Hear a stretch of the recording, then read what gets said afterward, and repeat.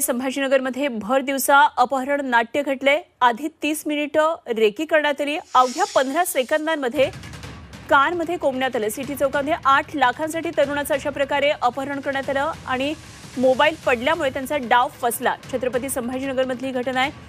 शहरातल्या मुख्य चौकापैकी एक असलेला सिटी चौक भागामध्ये भर दिवसा एका सराफा कामगार तरुणाचं अशा प्रकारे अपहरण करण्यात आलं आणि या सर्व प्रकारची माहिती पोलिसांना कळताच त्यांनी घटनास्थळ गाठलं आणि यावेळी अपहरण करणाऱ्यांपैकी एकाचा मोबाईल घटनास्थळी पडला आणि त्यानं त्याच मोबाईलवर संपर्क साधताच पोलीस त्याच्याशी बोलले आणि हा सगळा डाव फसला। आणि या संदर्भात आणखी सविस्तर तपशील जाणून घेऊया। आमचे प्रतिनिधी विशाल करोळे आपल्याबरोबर थेट छत्रपती संभाजीनगरमधून जोडले गेलेले आहेत। विशाल, धक्कादायक प्रकार आहे। तरुणाचं अपहरण करण्याचा हा सगळा प्रयत्न होता। काय नेमकी सगळी घटना घडली आहे?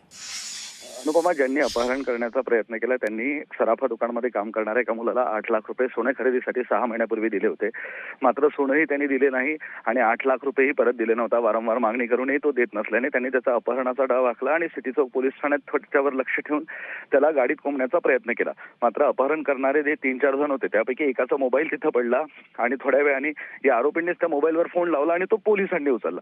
त्यामुळे पोलिसांनी फोन उचलल्यामुळे ते घाबरले आणि ते पोलिसांना शरण आले आणि अपहरणकर्त्यांचा हा सगळा डाव उधळला गेला। याचं सीसीटीव्ही चित्रणही झालेलं आहे आणि त्यात कशा पद्धतीने हे अपहरण केलंय हे सगळं चित्रित झालंय। पोलिसांनी आता आरोपीला अटक केली आहे आणि या प्रकरणाची आता चौकशी सुरू आहे। ठीक, धन्यवाद विशाल दिलेल्या या सगळ्या सविस्तर तपशिलांसाठी।